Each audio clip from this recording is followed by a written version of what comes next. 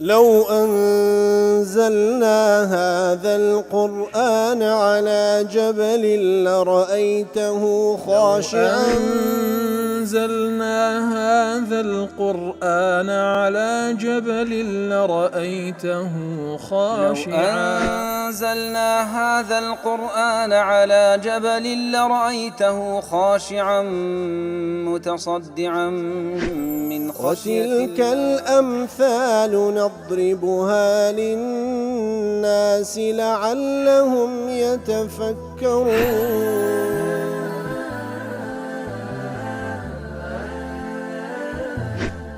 الحمد لله والصلاة والسلام على رسول الله وعلى آله وصحبه ومن والاه. السلام عليكم ورحمة الله. بەڕێزان خۆشحاڵم لەوانەی 1212 لەوانەکانی تەفسیری قورئانی پیرۆز بێمەوە خزمەتتان بەمەبەستی ڕەزامەندی رب العالمین و هیوادارم ئێوەی ئازیز سوودی لێوەربگرن.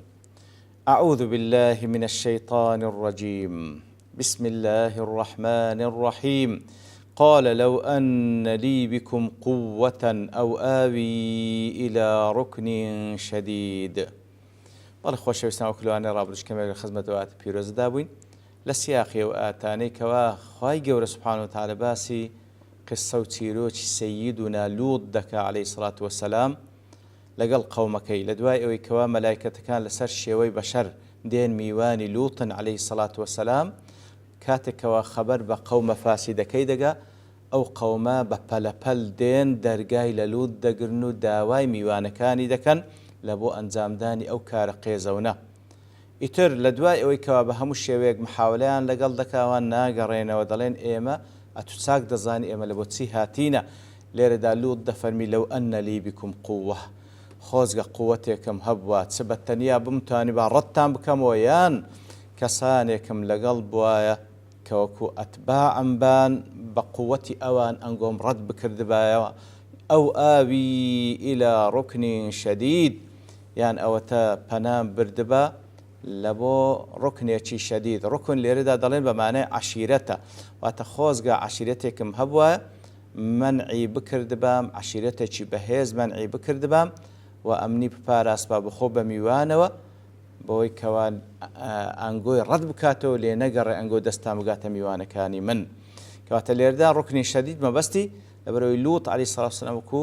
معلومە کەوا برازای ئیبراهیم عەلەیهی سەڵات وسەلام لەناو قەومێکە کەوا قەومی خۆی نییە، ئیتر لێرەدا دەڵێ خۆزگا عەشیرەتێکی بەهێز لە پشتم بووە بمتانی بە ڕەتتان بکەمەوە. ئیتر لێرەدا وەکو پێغەمبەر سەڵڵاهو عەلەیهی وسەلەم لە حەدیثێکدا کە بوخاری مسلم ڕواتیان کرد ئەبی هورەیرە دەجێت خوای ڕادوو دەفەرمی يرحم الله لوطا، رحمتي خوالا رحمتي الله تعالى للوط بي لقد كان يأوي إلى ركن شديد. بەڵێ لوط پەنای بردبووە بەر ڕوکنێکی زۆر شەدید، پەناگەیەکی زۆر بەهێز کە الله تعالایە. بەڵام دیارە وەکوتمان مفەسرین کە ڕوکنەکەی لێرەدا بە معنای عەشیرەت دەبە، بە عەشیرەت نادوبن. ابن بطال دەرێ تضمن البيان عما يوجبه حال المؤمن إذا رأى منكرا لا يقدر على إزالته أنه يتحسر على فقد قوة أو معين على دفعه. كواتا أو آتا أولي ليوردجيري كاتي كوا إيمان دار منظرك وحالتك دبيني كوا منظرك منكرة بشرعية بەڵام ناشتوانی بەخۆی بچیتن ئەو بێشەرعیە لابدا حەسرەت دەچێشی. خۆزگا قووەتێکم هەبوایە، خۆزگا ئارمەتی دەرێکم لەگەڵ با بمتوانی بە ئەو منکەرە لابدەم. لەبەر ئەوەی ئینسانی ئیماندار ئەسڵ وایکەوە حەریز بی لەسەر تاعەتی پەروەردگاری و بێزاربی لە حاڵەتی بابنێ بێزاربی لە حاڵەتێکەوە گوناه و تاوان و بێ ئەمری خوا تێدا ئەنجام دەدرێ. ئەگەر لە توانە هەبدەبی لای بدە، ئەگەر لە تواناشی دانەوی بەڕاستی خەفەتی لێ دەخواکەوە خۆزگا بمتوانی بە ئەلام دابا. ابن حەجەریش دەڵێ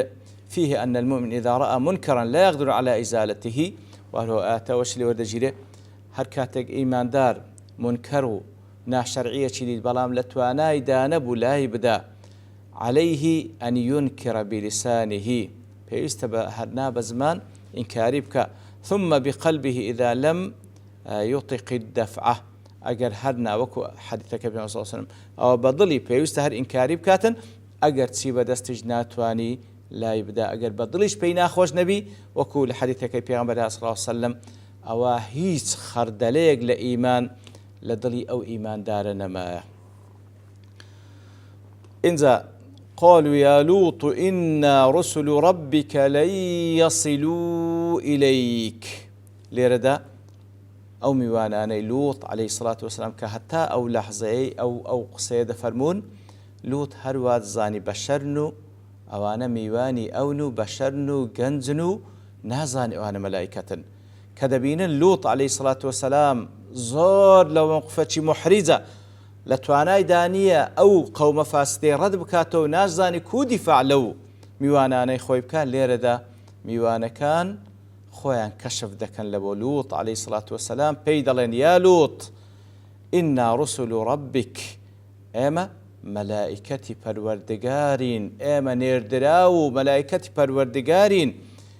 لن يصلوا إليك کەواتە أرسلنا لإهلاك قومك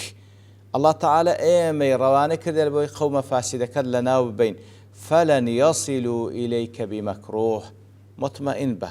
بە هیچ شێوەیەک ناتوان دەستیان بگاتە تو بە هیچ ئازاردانێک فاطمئن وهون على نفسك مطمئن بە هیچ با بڵێن خۆت مشەوەش مەکە ئەوانە لن يصلوا إليك دەستیان ناگاتە تو لەبەرەوەی ئەوانە مەلائکەتن. ابن عاشور دەڵێ صرف الله الكفار عن لوط عليه السلام ئیتر الله تعالى ئەو کافرانەی لادا لەبەر دەرگای لوط و یەخەی لوتیان گرت بوو خوای گەورە ئەوانی دەفع کرد لە پێش دەرگای لوتی نەهێشتن فرجعوا من حيث أتوا گەڕانەوە لەو جێگای کە لێی هاتینە ولو أزال عن الملائكة التشكل بالأجساد البشرية فأخفاهم عن عيون الكفار لحسبوا أن لوطا عليه السلام أخفاهم. إتلو موقف دا خواهي قورا أقر ملائكة كان كرلسر شكلي كومالي جنزن بيانه نابا وسر حقت خوان كملائكة أو كاتا إنسان ملائكة نابيني وبزرد بن أوانا لو حالتي أوان سيهان دكرد دستيان بآزارداني لود دكرد دەستیان بە ئازاردانی لوط دەکرد کەوا ئەو بزریانی کرد لە بەرچاوی ئەو شاردنیانەوە لێیە مەلایکەتەکان هەروە پێدەن لەن یەصلوا ئیلەیک دەستیان ناگاتە تو مطمئن بە ئیتر خوای گەورە سوبحانەهو وتەعالە بە هەر شێوەیەک بی کافرەکانی دەفع کرد و لێ نەگەڕا بێنە ژوورەوە و لێ نەگەڕا بە هیچ شێوەیەک دەستیان نەبگاتە لوط نەبگاتە میوانەکانیشی بە هیچ شێوەیەک زەرەریان پێ بگەینن. فأسر بأهلك بقطع من الليل إنزا ملائكة كان لدريجي قسكانيان بلوط عليه الصلاة والسلام كاتك مطمئني دكنوا مطمئن به دستيان بهيج شويق ناقاتا تو بخرافة خواهي قرش أواني دفع كرد إنزا فرماني بيدكن كاتك بيدلين إيما لبو بهلاك دانو هناني عذاب لبو أو قومي هاتنا فأسر بأهلك بقطع من الليل أي فاخرج أنت وأهلك من أرض قومك بعد مضي وقت من الليل كواتبخوتو بأهلكت أواني إيمان دارن كسكانتي لو زويو لو خاكو لو منطقية دربتا لبش كاتك وبشك دشو دروا أتولير دربتا ولير ممينتك إلى عذابي دتسري شنقيتي ضلي خواي قول لو آتدا فرمان دكا أو أمر نبيه لوطا أن يسري بأهله بقطع من الليل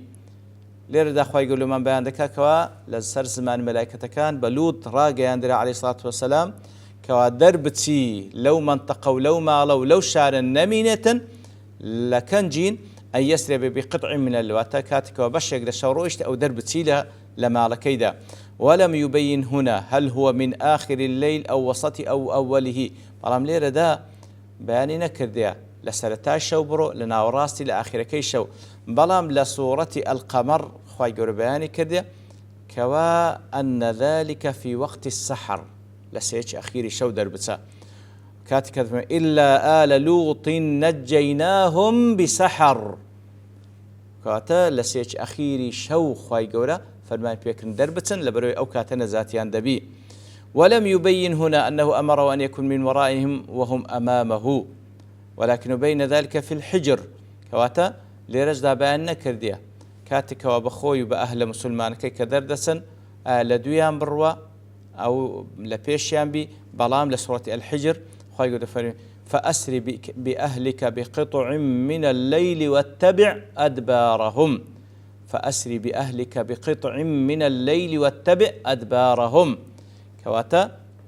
لين در فرماين بيدك دفرني بخوت بأهلك دربتن بخوش لدوايان برو بخوت لدوايان برو أو لبيشتان بي ولا يلتفت منكم أحد ومضوا حيث تؤمر كسلن أور نداتو برون بلو أو زيجاي كفرمان تان بيدكري بلا إن زاد فرمي ولا يلتفت منكم أحد إلا امرأتك أي ولا ينظر أحد منكم وراءه كاتك دريج دسن كسلنجو آور لبشت خوي نداته سبحان الله واستمروا ذاهبين بردوام بالرويشتند إلا امرأتك فلا تخرجها معكم تنها خيزانك النبي لقال خود دري متسوينسكو أو كافر طبعا ليردا بتسن قراءة خيندريته وآتا درباري امرأتك يكميان امرأتك بضم التاء امرأتك ليردا كاتي كذا فرمي طبعا هو تشي واديخين توا ابن كثير وابو عمر بامرأتك ديخين نوا كواتا الا امرأتك استثناك منقطعه من جمله الامر فاسري باهلك كواتا اهلك لقال خود الا امرأتك استثناء منقطعه تنك اولنا واهلي بينيه انه ليس من اهلي وخاي يقول بنوح ده فرمي كواتا البلوي كافرة أو بأهلي بحساب ناكري كواتا خيزانك اللي قال خوتان مبا لو يدلي وامرأتك مبتدأ خبره إنه مصيبها ما أصابه كواتا ليردا آتكاو هاي ليدي ولا يلتفت منكم أحد أو ليردا تواود بي إلا امرأتك إنه مصيبها ما أصابهم ليرا جملة شنوية مبتدأ كيب امرأتك دس بيدك خيزانك شد أو حالتي ديت السري كوا ديت وسر قومك وتعذابك توجدي وقيل معنى ولا يلتفت منكم أحد إلا امرأتك أي لا يتخلف منكم أحد إلا امرأتك أو هاج ليك دريتك واتا هي سيق لنقو باش مكون تنها خزانك النبي وقيل غير ذلك باش شواجي دي كش ليك دريتو قراءة دوم كوا قراءة باقي قراء كاين كغير ابن كثير وأبو عمرو إلا امرأتك بفتح التاء إلا امرأتك أي فأسري بأهلك إلا امرأتك واتا شوروي بكنوا بشو دربتن لقال أهلك تنها خيزانك لقال تان النبي على أن لوطا أمر أن يسري بأهلي سوى زوجته واتا فرماي بيكرا كوا عائلك رجال خوي دربتن كوا دوكسكيبو تنها خيزانكي نبي فإنه نوهي أن يسري بها خواهي يقول نهي ليكر كوابا لقال الدرنسي أو جنا لبرو إنه مصيبها ما أصابهم شنقيطي كاتك وقراءة جمهور باز دكاتا إلا امرأتك ضلي فهو لم يسري بها كواتا فرماي بيكرا كأولى قال خوان نبا وتجنكي لقال خوان نبا وقراءة دوام بالرفع على أحد الأوجه أنه أسري بها والتفتت فهلكت كواتب يقل الشواز كان لك دانوي برفع امرأتك لو حالتي دلي أوج لقليان تسو بلام لبروي أو رداوة لقل قومك لنا تسو قال الظاهر أن وجه الجمع بين القراءتين المذكورتين كواتا جمع بين أودو قراءة معناها كيسي لدي دفرمي أن السر في أمر لوط دفرمي في أمر لوط بأن يسري بأهله هو النجاة من العذاب الواقع صبحا بقوم لوط كواتا نهيني كتسي كوا فرمان بلوط دكري بشو دربتي بخوي بأهلكي لبروي نجاتي بي لو عذابك وبيانكي دي السر قومكي وامرأة لوط مصيبها ذلك العذاب الذي أصاب قومها لا محالة خزانكشي كوا كافرة أويج بالتأكيد أو عذابي دي التسري فنتيجة إسراء لوط بأهله كانت نتيجة كيسي لدي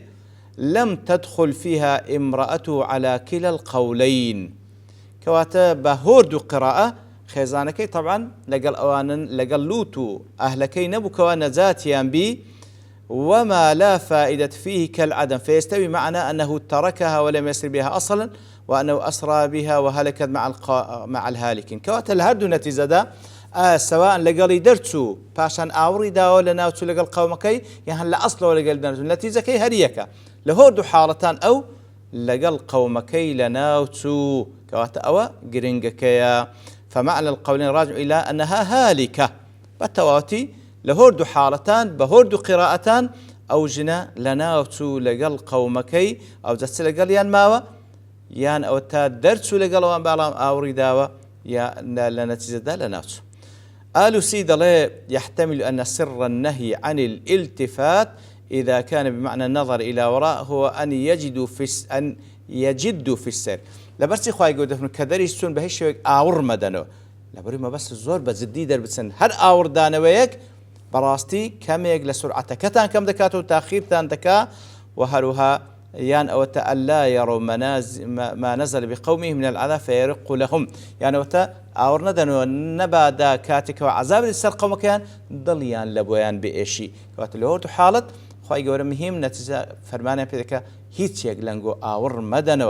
آور مدنوا نبادا لا رويش نكتان سز ببنوا يعني تا دلتان بيان بسوته. بەڵێ خۆشەویستان دیارە و ئاتەشتی تریش ما باس بکەین بەڵام لەبەرتەوە بوونی کات دەوەستین بە پشتوانی الله تعالى لەوانەی داهاتوو دێنەوە خزمەتی. وصلى الله وسلم على نبينا محمد وعلى آله وصحبه أجمعين وآخر دعوانا الحمد لله رب العالمين. لو أنزلنا هذا القرآن على جبل لرأيته خاشعا أنزلنا هذا القرآن على جبل لرأيته خاشعا أنزلنا هذا القرآن على جبل لرأيته خاشعا متصدعا من وتلك الأمثال نضربها للناس لعلهم يتفكرون.